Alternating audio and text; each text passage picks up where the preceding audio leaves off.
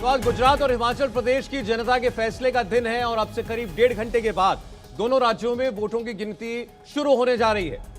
सुबह 8 बजे ईवीएम के खुलते ही गुजरात की 182 और हिमाचल प्रदेश की 68 सीटों के रुझान आने शुरू हो जाएंगे और इंडिया टीवी सबसे पहले, सबसे तेज और सबसे सटीक विश्लेषण के साथ इन रुझानों को आपके सामने रखेगा।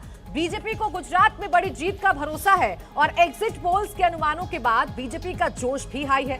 गांधीनगर में बीजेपी ऑफिस को सजा दिया गया है। इंडिया टीवी संवाददाता राजेश कुमार बता रहे हैं किस तरह बीजेपी दफ्तर में जीत के जश्न की तैयारी अभी से शुरू हो गई है।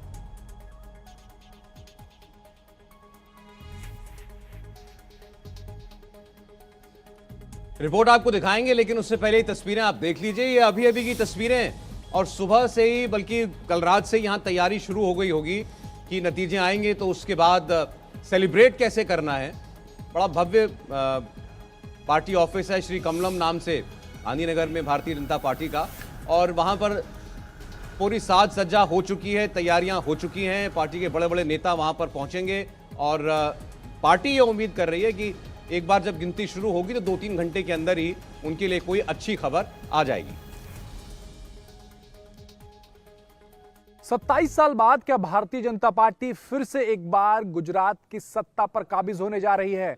जवाब थोड़ी देर में मिल जाएगा। इस वक्त भारतीय जनता पार्टी के गुजरात के हेडक्वार्टर की तस्वीरें आपको दिखा दूं। यहां पर पूरे हेडक्वार्टर को भगवामय कर दिया गया है। चारों तरफ आपको भारतीय जनता पार्टी के झंडे और आपको भगवा कपड़े जो हैं वो नजर आएंगे। यहां पर सजा दिया गया और दफ्तर में भी हलचल है। भारतीय जनता पार्टी को उम्मीद है कि वो इस बार 130 से 150 सीटें जीतने में कामयाब रहेगी। यही वजह है कि उसके तमाम नेता थोड़ी देर में इस दफ्तर में पहुंचने शुरू होंगे। वो तमाम विधायक भी पहुंचेंगे जो या तो रुझानों में आगे रहेंगे या फिर जिन्होंने जीत दर्ज की होगी। भारतीय जनता पार्टी का दफ्तर बेहद खास है क्योंकि यहीं पर 2014 में प्रधानमंत्री मोदी यहीं से जीतकर इसी दफ्तर में सेलिब्रेट करके और यहां से फिर दिल्ली गए थे, तब वो मुख्यमंत्री हुआ करते थे गुजरात के। भारतीय जनता पार्टी ने पिछले चुनावों में 99 सीटें जीती थी, लेकिन इस बार पार्टी उम्मीद कर रही है कि वो रिकॉर्ड तोड़ सीटें जीतने वाली है। इस बार कांग्रेस के साथ साथ आम आदमी पार्टी भी मैदान में है, तो थोड़ी देर में साफ हो जाएगा कि आखिर कौन सी पार्टी कितनी सीटें जीतती है। लेकिन इन सब के बीच में भारतीय जनता पार्टी में उत्साह है, कॉन्फिडेंट है भारतीय जनता पार्टी को वो फिर से सरकार बनाने जा रही है। कैमरामैन विजय भदौरिया के साथ राजेश कुमार, इंडिया टीवी, गांधीनगर।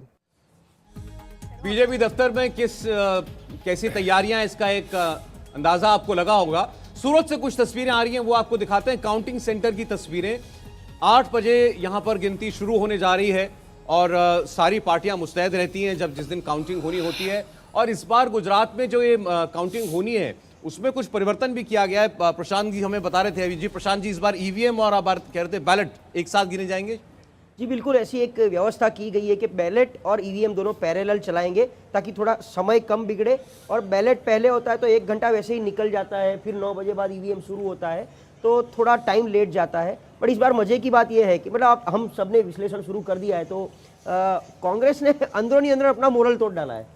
मतलब आप शुरुआत से देखो तो जब से गांधीनगर इलेक्शन आम आदमी पार्टी ने 22% वोट शेयर से जीता, मतलब वोट शेयर दिया 22%, तब से ही उसका मोरल डाउन हो गया कि ये तीसरी पार्टी आके हमारा ही खेल बिगाड़ रही है।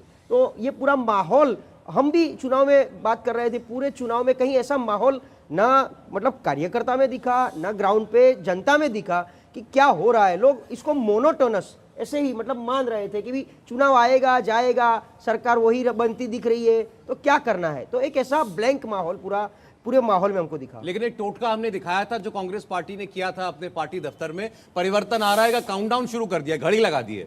एक घड़ी अच्छी बात है, बट वो परिवर्तन के लिए कोई जो रणनीति दिखनी चाहिए वो हमको नहीं दिखी।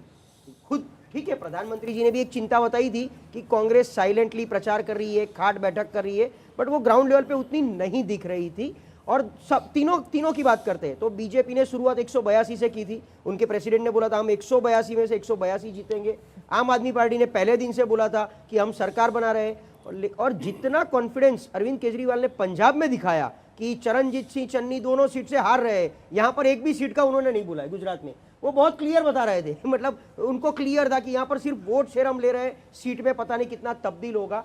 सेम वे कांग्रेस ने 125 का रिटर्न पहले दिन से लगाया है, लेकिन जो कांग्रेस 3 दशक में बीजेपी के सामने जो टफ फाइट दे रही थी, 55-60 तक पहुंच रही थी, वो 60 से 92 तक पहुंचने की रणनीति पिछले 3 दशक में हमने कहीं नहीं देखी है। देखिए हर पार्टी लेकिन गुजरात में एक रिकॉर्ड बनाने का दावा जरूर कर रही है। जैसा अभी बता रहे थे प्रशांत जी, बीजेपी ने तो 182 की बात कह दी थी, उसके बाद 150 के आसपास आकर के बातें कही जाने लगी। हर्षवर्धन त्रिपाठी जी भी जुड़ गए हमारे साथ। हर्षवर्धन जी स्वागत है आपका।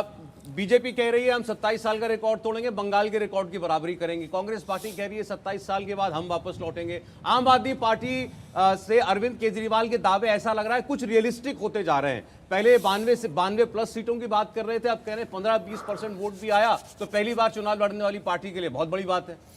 देखिए सौरभ जी, अब तो इतना नज़दीक आ गए हैं कि झूठ भी नेता नहीं बोलेंगे, क्योंकि एक समय के बाद पहले उनको माहौल बनाना होता है। बड़ा स्वाभाविक होता है, हर पार्टी बड़े बड़े दावे करती है, लेकिन मुझे लगता है कि गुजरात का माहौल क्या है, गुजरात का मिजाज क्या है, वो सभी पार्टियों को बहुत अच्छे से पता है। शायद यही वजह है कि 2017 में अपनी पूरी शक्ति लगा देने के बाद कांग्रेस ने कहा कि जो होना है वो ईश्वर करेंगे, अब हम कुछ कर नहीं पाएंगे। और आम आदमी पार्टी को लगता है कि ये जो सुस्ती है, ये जो एक तरह से कहे कि ना कुछ करने की जो इच्छा है कांग्रेस की, उसमें हम कुछ खींच लेंगे। तो मुझे लगता है बस गुजरात की राजनीति जो परिणाम की तरफ जाएगी वो इसी तरफ जाएगी। भारतीय जनता पार्टी के लिए स्थितियां अच्छी हैं, लेकिन उसमें उनकी ताकत से ज़्यादा दूसरों की जो एक तरह से कहे कि वोट बट रहे हैं या जो आपस की मुश्किल है, वो ज़्यादा एक कहे कि उनके पक्ष में जाएगी। विजय, अभी वक्त बहुत ज्यादा नहीं रह गया, 8 बजे तो गिनती शुरू हो जाएगी। उससे पहले आपका जो भी पूर्वानुमान रहा हो गुजरात के चुनाव को लेकर के, कोई फेरबदल उसमें? नहीं, बिल्कुल नहीं। मुझे लगता है बीजेपी जो है वो 125 से 135 के बीच में ला सकती है, और आम आदमी पार्टी जो है वो 2 से 3 सीटों में सिमट सकती है। कांग्रेस का क्योंकि वहाँ पे कई अच्छे लोकल नेता हैं और उनका कार्यकर्ताओं का भी एक अच्छा समूह है, तो वो उस वजह से बच गए हैं, तो उनको भी कुछ अच्छी खासी सीटें मिल सकती हैं। लेकिन कांग्रेस की टैरिफ पिछली बार से कम होगी आपको लगता है? हाँ, बिल्कुल कम होगी पिछली बार से। निर्णय जी, सारी पार्टियों के दावे तो अब हमारे सामने हैं, लेकिन बीजेपी के लिए जैसा सब बता रहे हैं कि बहुत मुश्किल नहीं लग रही है। एग्जिट पोल्स ने भी यही प्रेडिक्ट किया था, तो इसके पीछे सबसे बड़ा एक सिंगल फैक्टर क्या है? देखिए, मेरे हिसाब से सबसे बड़ा सिंगल फैक्टर इस बार जो दिख रहा है वो है आम आदमी पार्टी। अगर आम आदमी पार्टी इन चुनावों में नहीं उतरती तो मुझे लगता है कि इस बार की फाइट, और जो हम पूरा ऑब्जर्व कर रहे थे पूरे चुनाव को, इस बार की फाइट शायद 2017 से ज़्यादा कठिन होती बीजेपी के लिए, क्योंकि जो दिख रहा है माहौल, एंटी इनकम्बेंसी थी, लोगों में नाराज़गी भी थी, लेकिन एंटी बीजेपी वोट जो है वो कहीं ना कहीं आम आदमी पार्टी ने कांग्रेस की तरफ ट्रांसफ़र होने से बचा लिया है। आम आदमी पार्टी ऐसा नहीं है कि बीजेपी को नुकसान नहीं करेगी, कुछ एक आध 2-4 सीटों पे बीजेपी को नुकसान कर रही है, लेकिन जो अनुमान हमें दिख रहा है करीब 25 सीटों पे कांग्रेस को नुकसान कर रही है। कांग्रेस अगर अपनी 25 सीटें खो रही है, बढ़ने की बात तो छोड़ दीजिए, वो आम आदमी पार्टी की प्रेजेंस की वजह से खो रही है, क्योंकि जो अनुमान हमारे सामने जो फैक्ट्स हैं उसके बेसिस पे जो हम अनुमान लगा पा रहे हैं, मुझे ये लग रहा है कि करीब 74 से 75 सीटें ऐसी होंगी जहां आम आदमी पार्टी 10% से ज़्यादा वोट ले रही है, और जब 10% से ज़्यादा वोट वो लेगी तो उसमें हमने देखा है करीब 25 सीटें ऐसी हैं जहां वो कांग्रेस को सीधे सीधे डैमेज करती हुई नज़र आ रही है, और इसी हिसाब से बीजेपी को भी वो डैमेज कर रही है, लेकिन 4-5 सीटों पे मैक्सिमम।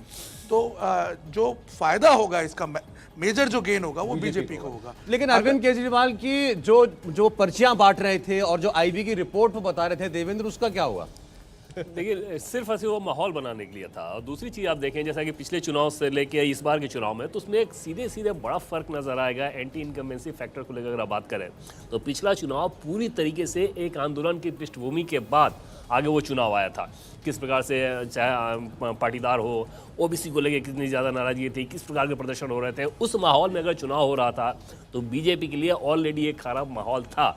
इस बार अरविंद केजरीवाल ने कोशिश की थी कि उस तरह का कुछ माहौल क्रिएट करें, लेकिन क्योंकि ग्राउंड पे वो फीलिंग नहीं थी तो इसलिए कोई बहुत ज़्यादा असर दिखता नज़र नहीं आया।